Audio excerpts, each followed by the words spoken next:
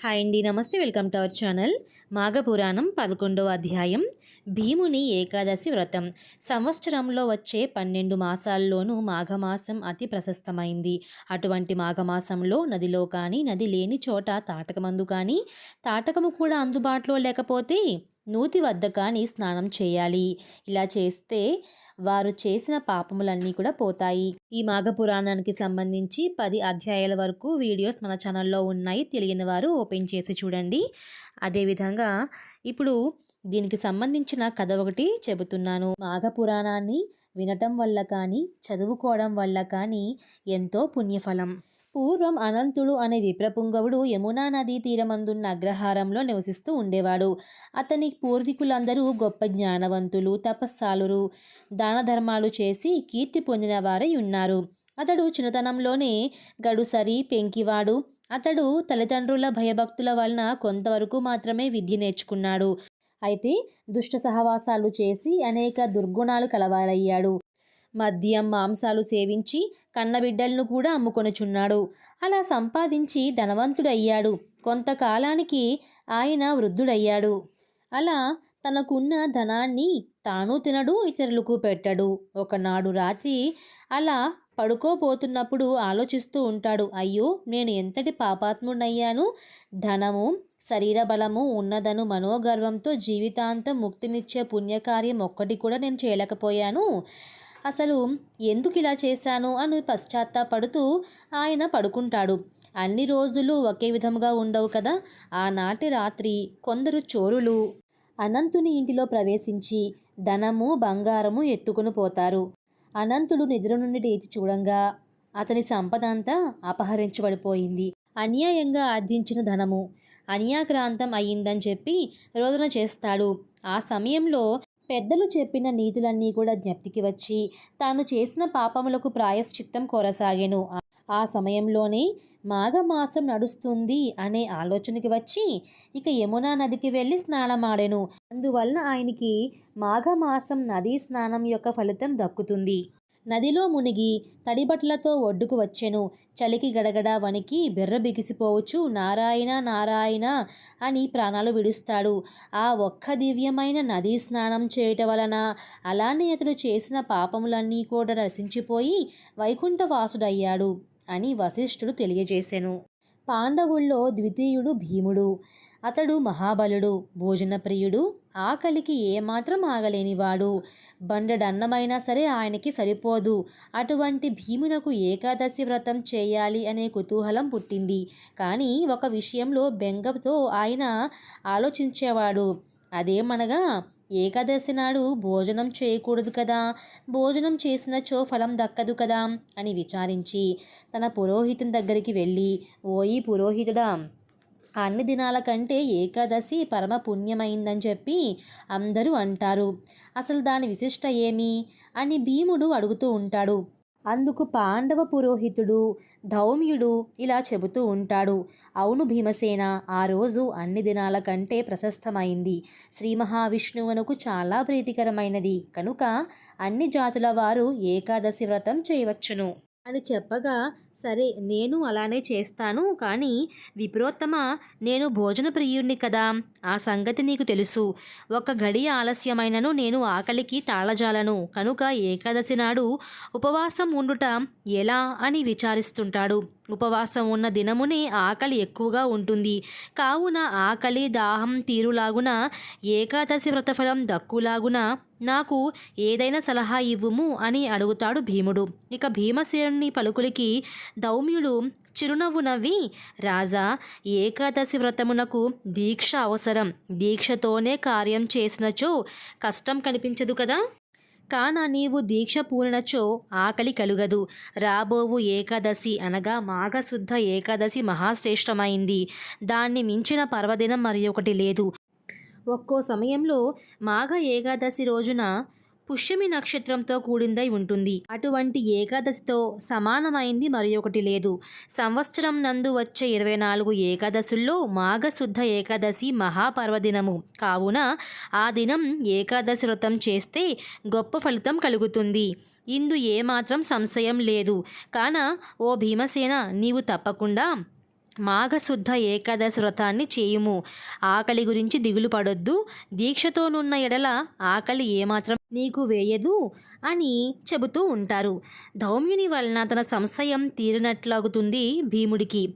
ఇక అలానే మాఘశుద్ధ ఏకాదశి నాడు అతి నిష్ఠతో వ్రతాన్ని చేసి ఉపవాసం ఉంటారు. అందులకి మాఘశుద్ధ ఏకాదశిని భీమ ఏకాదశి అని కూడా పిలుస్తారు. అంతేకాక ఓ దిలీప మహారాజా, పరమేశ్వరునకు అత్యంత ప్రీతిమగు శివరాత్రి కూడా మాఘమాసమందే వస్తుంది.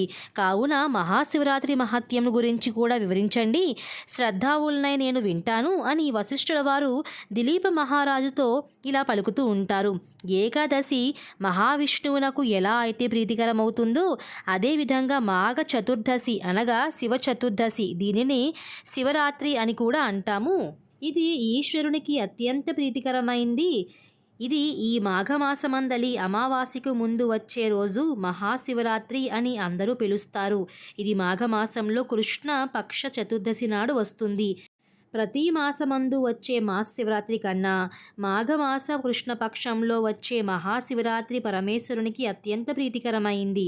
ఈ రోజు నదిలో కానీ తాటకమందు కానీ లేక నూతి వద్ద కానీ స్నానం చేసి శంకరుణ్ణి పూజించాలి. పరమేశ్వరుణ్ణి అష్టోత్తర శతనామావళి సహితముగా బిల్వపత్రాలతో పూజించాలి. అలా చేస్తే అమావాస్య స్నానం కూడా చేసిన ఎడల ఎంతటి మహాపాపములు ఉన్నా కూడా అవన్నీ వెంటనే హరించిపోతాయి. వారికి కైలాస ప్రాప్తి కలుగుతుంది. శివ పూజా విధానంలో శివరాత్రి కంటే మించింది మరి ఒకటి లేదు. కనుక మాఘమాసపు కృష్ణపక్షంలో వచ్చే చతుర్దశి ఉమాపతికి అత్యంత ప్రీతిపాత్రమైంది. కావున శివరాత్రి దినమున ప్రతివారు అనగా జాతి భేదంతో నిమిత్తం లేక అందరూ శివరాత్రి వ్రతమాచరించి జాగరణ చేయాలి. ఇందుకు మూలంగా ఒక కథ కూడా ఉంది.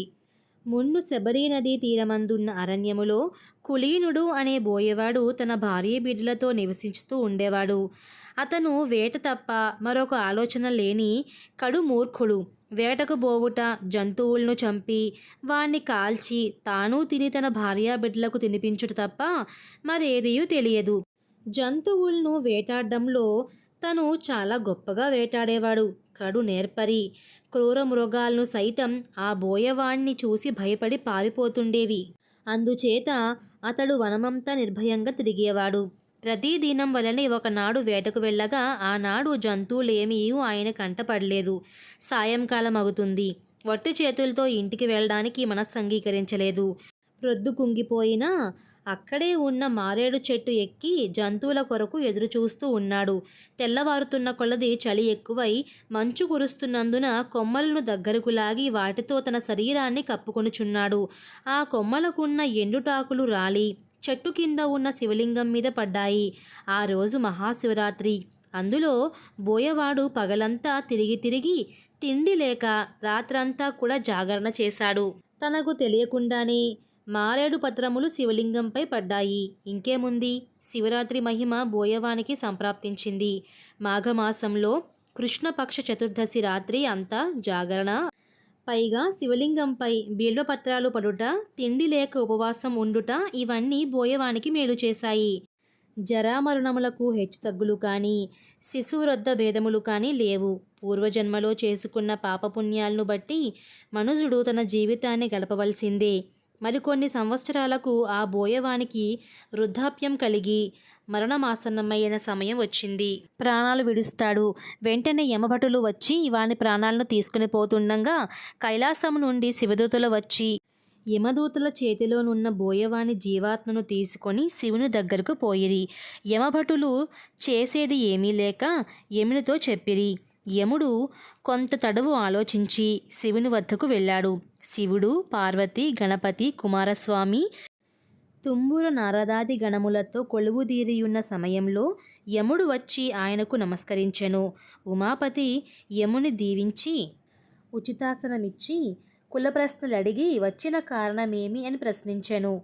అంతటా యముడు, మహేశ, చాలా దినములకు మీ దర్శన భాగ్యం కలిగింది. ఆనందిస్తున్నాను. మీ దర్శనం కారణం ఏమనగా ఇంతకు ముందు మీ దూతలు తీసుకువచ్చిన బోయవాడు మహాపాపి, క్రూరుడు, దయాదాక్షిణ్యాలు లేక అనేక జీవహింసలు చేసి ఉన్నాడు. ఒక దినమున అనగా మహాశివరాత్రి నాడు తాను యాదృచ్ఛికంగా జంతువులు దొరకనందున తిండి తినలేదు. జంతువులను వేటాడడానికి ఆ రాత్రి అంతయు మెలకువగా ఉన్నాడు. అంతేకాని చిత్తశుద్ధితో తాను శివలింగమునకు పూజించలేదు కనుక అతన్ని కైలాసానికి తీసుకువచ్చుట భావ్యం కాదు కదా. అంత మాత్రమున ఆయనకి కైవల్యం దొరుకునా అని యముడు విన్నవించుకుంటాడు. యమధర్మరాజా, నాకు ప్రీతికరమగు మహాశివరాత్రి పర్వదినమున బిల్వపత్రములు నాపై వేసి తిండి లేక జాగరణతోనున్న ఈ బోయవాడు కూడా పాపముక్తుడు కాగలడు. ఆనాటి శివరాత్రి మహిమ వలన నా సాయుధ్యం ప్రాప్తమైంది అని పరమేశ్వరుడు యమధర్మరాజుకి వివరించాడు. సర్వేజన సుఖినో భవంతు. ఇదండి, చూశారు కదా మాఘమాసంలో వచ్చే మహాశివరాత్రికి ఉన్న విశిష్టత. అయితే మహాశివరాత్రి యొక్క విశిష్టత మాఘపురాణంలో 11వ అధ్యాయంలో ఈ విధంగా తెలుపబడింది. తప్పకుండా మాఘమాసంలో వచ్చే ఈ మహాశివరాత్రికి మీరు కూడా ఆ శివుణ్ణి పూజించి పుణ్యఫలాన్ని దక్కించుకోండి. అలాగే ఈ వీడియో నచ్చితే లైక్ చేసి తెలియని వారందరికీ షేర్ చేయండి.